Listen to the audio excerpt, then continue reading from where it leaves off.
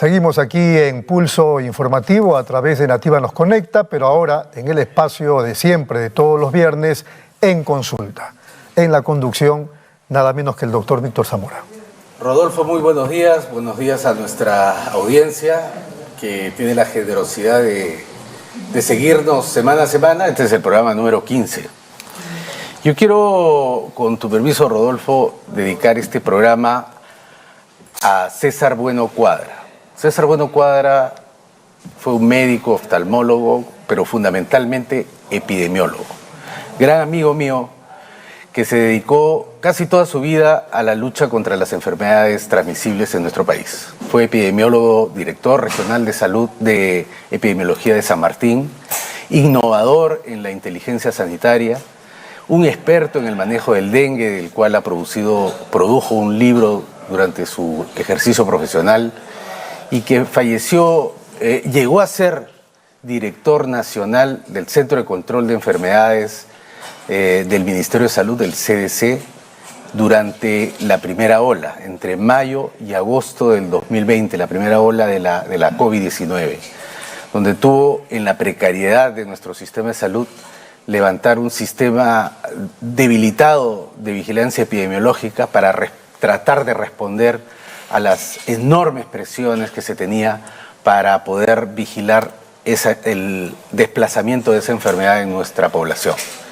César lamentablemente nos dejó hace un par de días. El día de hoy su familia lo acompaña en su última morada y quisiera decir que la salud pública del país tiene en César un héroe que ha dedicado su vida a la salud pública y que hoy día está de luto, la salud pública. Entonces, mis condolencias a la familia, a la comunidad sanitaria, y quisiéramos dedicar este programa a su memoria.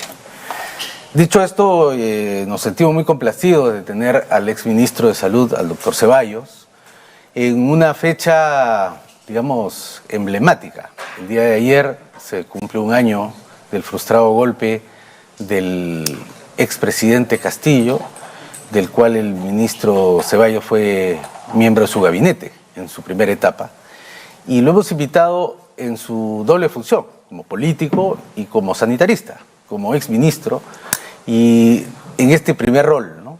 Un balance general posterior a ese frustrado golpe, o quizá del periodo general del gobierno Castillo-Boluarte.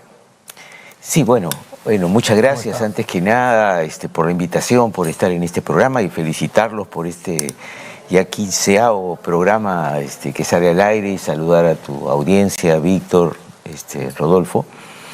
Sí, bueno, efectivamente estamos no celebrando, sino estamos en realidad recordando un modelo de país que vuelve otra vez a frustrar a las grandes mayorías en nuestra patria, ¿no? Yo creo que este es un año nefasto para la historia peruana, con figuras realmente muy oscuras en la política y que el pueblo recuerda con mucha indignación, ¿no? El 7 de diciembre del año pasado lo que sucedió es que de alguna manera se burló la decisión del pueblo peruano de transitar un camino de cambios, de transformaciones, que había quedado mucho más evidente luego de la pandemia. No se trata acá de evaluar los errores que pudo haber cometido Castillo solamente, que de hecho los cometió y muchos, sino cómo en nuestro país, sin la movilización de la gente, sin la fiscalización del pueblo movilizado, la derecha no le va a permitir a este país transitar un camino de mayor equidad, de transparencia, de lucha contra la corrupción. Entonces lo que tenemos aquí es un año donde los que perdieron las elecciones, ¿no?, y los grupos de poder en nuestro país, pues consolidaron el control sobre el Estado peruano y iniciaron un proceso represivo con más de 50 personas muertas, ya no ni siquiera en el enfrentamiento, digamos, entre gente que protesta y las fuerzas de seguridad, sino realmente con asesinatos demostrados por los organismos internacionales y por los propios peritos forenses de nuestro país, sin un solo procesado, sin una sola persona que esté pagando por la responsabilidad de estos asesinatos y sobre todo con una responsable política como es la señora Boluarte, que se mantiene en el gobierno con el apoyo de distintos sectores, entre ellos la mayoría del Congreso de la República, y bueno, y que eso es donde... Por lo menos ya fue denunciada para... constitucionalmente. Una denuncia constitucional que tiene que ver con la pelea en las altas esferas, ¿no?, del poder, pero que en realidad la señora pues Patricia Benavides lo que trató todo este tiempo es de mediatizar los hechos tan graves que ocurrieron, ¿no? Entonces yo creo que... en todo caso, yo me sumo ciertamente al balance que usted hace en el sentido de la tipificación del tipo de gobierno que estamos enfrentando el día de hoy, pero que se despliega todo su poder, digamos, ante la ausencia de una oposición sólida, que se ha debilitado, que encontraba normalmente el cauce a través de una izquierda potente, dividida siempre, pero potente en su capacidad movilizadora, reclamando justas reclamos de nuestro país, ¿no?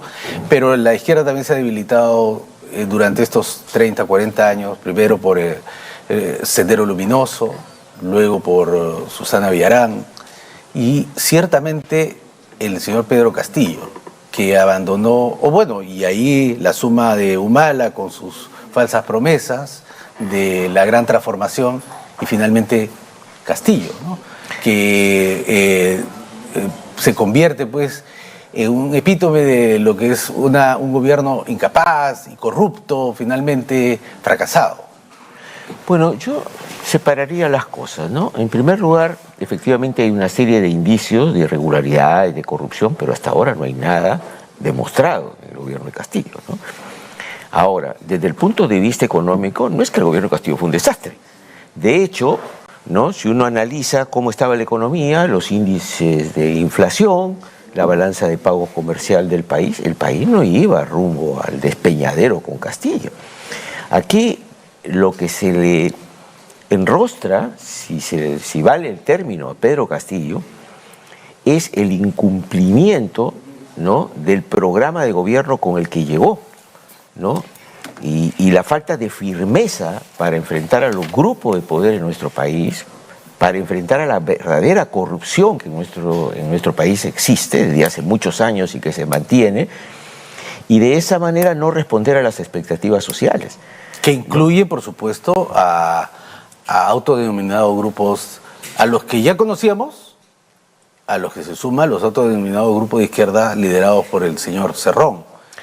Bueno, por supuesto, ¿no? O sea, lo que hemos visto ahora prófugo, es una experiencia rápida de distintos aspectos. En primer lugar, y lo que yo insisto en el análisis, es por qué gana Pedro Castillo las elecciones. Pedro no gana por una casualidad. Pedro gana... ¿Por Keiko? ¿Por Keiko? No, yo no creo eso. ¿El antivoto?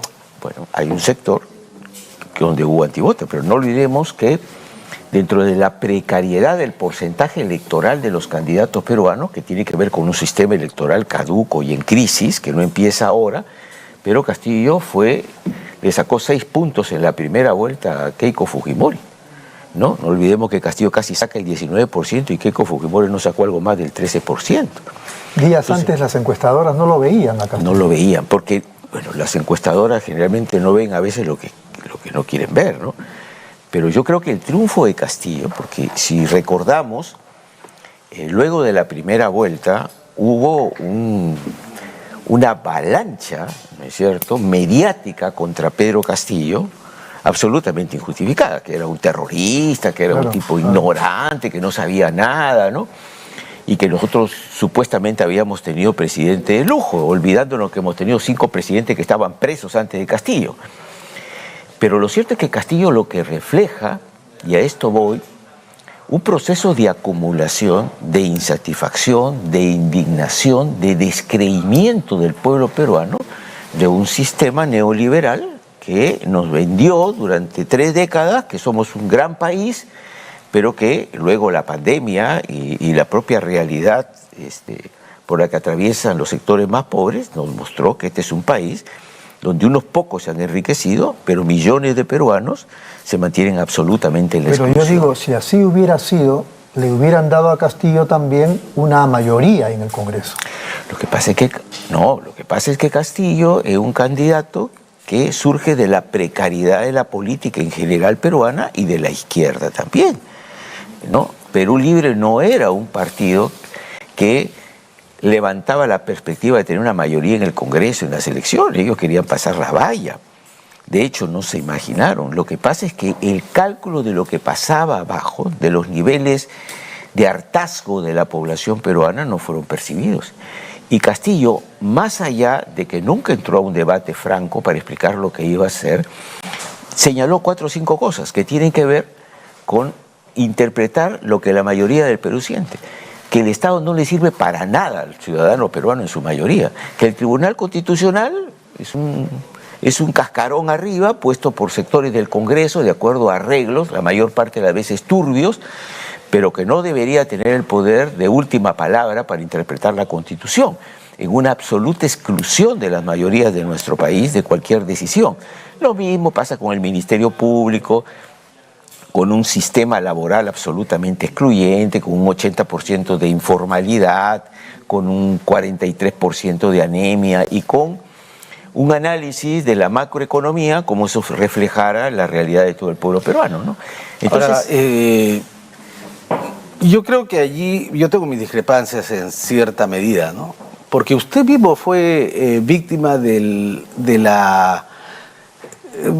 esa incapacidad del señor Castillo para poder reflejar adecuadamente las expectativas de la población, seguir, implementar un plan de gobierno que él había propuesto y luego ser capturado por intereses de toda la Haya, de la cual usted, Pedro Franque y otros fueron víctimas, digo, en el sentido de que fueron sacados y reemplazados por gente impresentable para las carteras que le fueron entregadas. Claro, el tema, sí, yo entiendo, Víctor, la observación que haces. En realidad yo no estoy defendiendo que el gobierno de Castillo fue muy bueno. Yo lo que estoy señalando es que el triunfo de Castillo en las elecciones reflejó una situación nacional que tenía que finalmente tener un desenlace electoral de cambios profundos. Ahora, que Castillo no fue capaz de responder a las expectativas, de llevar adelante un gobierno técnicamente eficiente y con respaldo social, convocar a la gente a participar en los cambios, es otra cosa. No, lo que pasa es que justamente esa, para mí, es una causa de lo que estamos viviendo hoy.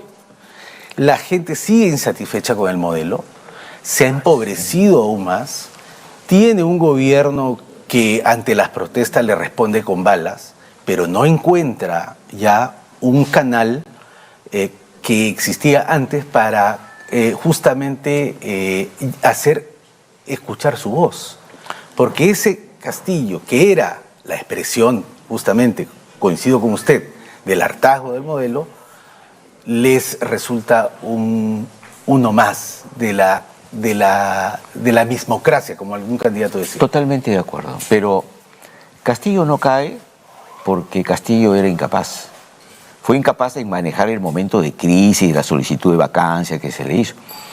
Castillo cae, es verdad, por su falta de firmeza, falta de capacidad para pilotear las transformaciones que necesita nuestro país, pero también, y esto es lo que tenemos que aprender también, no solamente decir, necesitamos una opción de cambio en este país sólida, formada técnicamente, que le dé confianza a nuestro pueblo, que apele a la movilización y la lucha social para poder implementar los cambios, sino además tenemos que ser conscientes que aquí existe una derecha y una ultraderecha capaz de cualquier cosa para mantenerse en el poder. ¿Pero por qué cae Castillo entonces?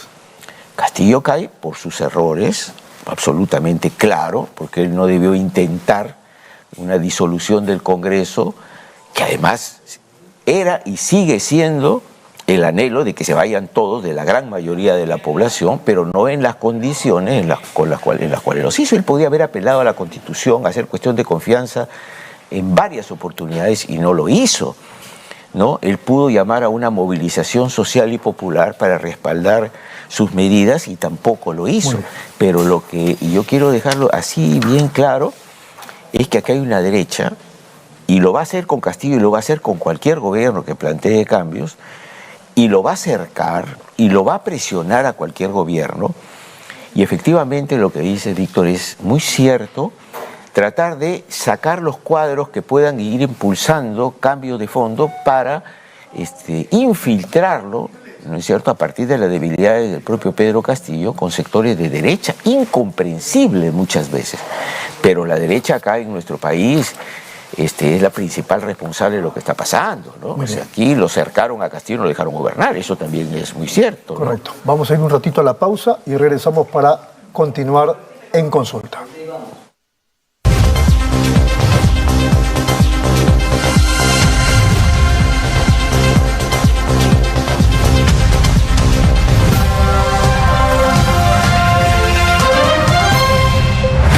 Nueva app de Derrama Magisterial. Maestro y maestra, realiza tus consultas y operaciones en la palma de tu mano. Con el nuevo app Derrama Magisterial podrás realizar tus operaciones en todo momento y desde cualquier lugar. Solicita un crédito, consulta el estado de tu cuenta individual, accede al estado de tus créditos, actualiza tus datos, accede al servicio de asesoría legal gratuita. Ubica nuestras oficinas a nivel nacional. Descárgalo hoy mismo en tu Play Store. Derrama Magisterial, seguridad social para el maestro. Bienvenidos a mi lugar favorito. Les quiero contar por qué siempre vengo a Plaza Hogar. Aquí encuentras de todo. Y si un mueble me gusta, lo personalizan a mi antojo.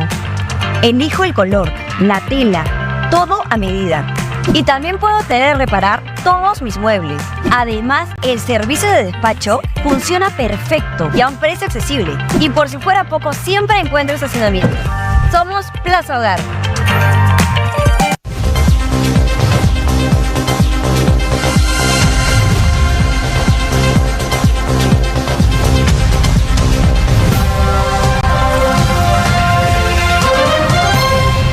Muy bien, seguimos aquí en Nativa Nos Conecta, esto es Pulso Informativo, en el espacio En Consulta, Víctor Zamora. Bueno, doctor Ceballos, hemos hecho un análisis no ligero, pero sí creo que certero de la situación que estamos viviendo el día de hoy, ¿no? Efectivamente es un gobierno aislado, de espaldas totalmente a las necesidades de la población en relación a la inseguridad, el hambre, el desempleo. El desempeño general del gobierno es negativo, en todas las áreas que se vea. Pero vamos a centrarnos en el sector salud. Antes de llegar al sector salud, yo tenía una última pregunta sobre el tema. En la idea, y que yo la puedo suscribir, quizá Víctor también, que estamos frente a una derecha, digamos, capaz de todo en estos momentos en el país, ¿cómo encuentran los otros sectores ese contexto? ¿Cómo está la izquierda y los otros sectores progresistas para responder a aquello? Yo creo que se abren expectativas muy interesantes en nuestro país, a pesar de que parece que todo va negro. Lo cierto es que acá tenemos un grupo de poder que han llegado a consolidarse en el control del país y del Estado, pero en medio de innumerables contradicciones. A diferencia de la experiencia de Fujimori, que logró desarrollar una política populista, primero porque fue elegido en las urnas, Boluarte no. A Boluarte no la quiere nadie. Y a este Congreso, por supuesto, menos que a los anteriores, ¿no? Yo recuerdo cuando nos sentamos en el hemiciclo para que cerraran el Congreso, pensábamos que era el peor, pero yo creo que este es peor que ese. Lo que sucede es que este gobierno, que está prendido con alfileres, porque las contradicciones internas aparecen a cada rato, y donde yo creo que el fujimorismo no va a sostener a Boluarte para pagar los platos rotos de un gobierno tan impopular, así que este tema se puede acelerar en cualquier momento. Quieren asegurar algunos controles para permanecer. Dentro de poco el gobierno y el Congreso van a ser apestados. Así es. Pero ese es un cálculo. ¿Van a ser o ya lo son? No, digo para la derecha, para quienes ahora para quienes a eso ya van dando señales en ese sentido. Y es probable que la suelten en algún momento si es que tienen otras garantías, pues estamos queriendo modificar todas las normas electorales. Ahora, yo sí creo que lo que pasó en diciembre con la muerte lamentable de decenas de peruanos nos muestra también que nuestro pueblo tiene enormes reservas democráticas. El pueblo no se ha regalado a Dina Boluarte ni a este gobierno. El pueblo no se ha comprado esa enorme campaña que lanzaron los medios de comunicación concentrados, no solamente contra Castillo, sino además contra lo que representaba Castillo. Entonces yo creo que si acá logramos un nivel... Chabelita sí se ha portado mal, ¿no? Sí, bueno, la compañera ha cometido errores políticos importantes, ¿no? Pero creo que si logramos un nivel... No me extrañaría que aparezca en alguno de los audios de Villanueva. El doctor Zamora nos va a matar porque he cortado el tema y ya nos quedan pocos minutos. Vamos con el tema de salud. Sí, efectivamente. Yo quería ponerle ahora el zoom en la cartera que nos ha correspondido ejercer en un momento determinado y quería saber su opinión. 2 años ha pasado desde la elección de Castillo, 8 presidentes de la Seguridad Social, 6 ministros de Salud. ¿Cuál es su balance? Yo creo en primer lugar que esto, como tú lo vienes señalando bien, Víctor, porque escucho tus programas, hay un problema estructural en salud. Pero claro, en un país en 40 años hemos tenido 40 y tantos ministros, es imposible implementar una política de salud seria a largo plazo, ¿no? Pero claro, después de la pandemia, Víctor, donde tuvimos casi a ciegas que enfrentar un proceso que para todo el mundo era nuevo, pero que nos permitió aprender muchas cosas. Todo el país se aprendieron. Sabíamos, por ejemplo, que había que hacer hincapié en la atención primaria de salud, fortalecer el primer nivel, comprar más camas UCI, movilizar a la gente. Aprendimos muchas cosas en la pandemia. Cuando la pandemia empieza a bajar la intensidad, teníamos la gran oportunidad de iniciar un proceso de reforma en serio del sector salud. Esto significa no solamente mejorar los presupuestos, sino trabajar varias áreas que eran muy importantes, que no pueden verse solo de manera fragmentada, ¿no? Que necesitamos hablar de justamente una reforma del sector salud, ordenar el rol rector del ministerio, un trabajo epidemiológico serio del Ministerio de Salud, abordar el fortalecimiento de la atención primaria y un elemento muy importante que es el tema de los recursos humanos, ¿no? Que es el drama que tenemos en nuestro país con regiones donde no. ¿Eso lo pudimos resolver? No lo hemos resuelto. Definitivamente de no lo hemos resuelto. De hecho, compartiendo tu análisis de que se nos está yendo de las manos la oportunidad que nos planteó la pandemia y sus resultados para que como sociedad podamos debatir qué tipo de sistema de salud queremos. Porque el que tenemos no ha sido capaz de resolver nuestros problemas sanitarios. Sí nos planteaba la oportunidad de crear, de reformar, de fortalecer aquello que estaba bueno. Me da envidia, digamos, de la sana, ver el debate intenso que existe en el Congreso. Petro acaba de pasar la ley de reforma del sector salud, que tiene sus pros y sus contras, como todo proceso político, no con muertos y heridos, pero está en pleno, la sociedad colombiana está debatiendo su sistema de salud.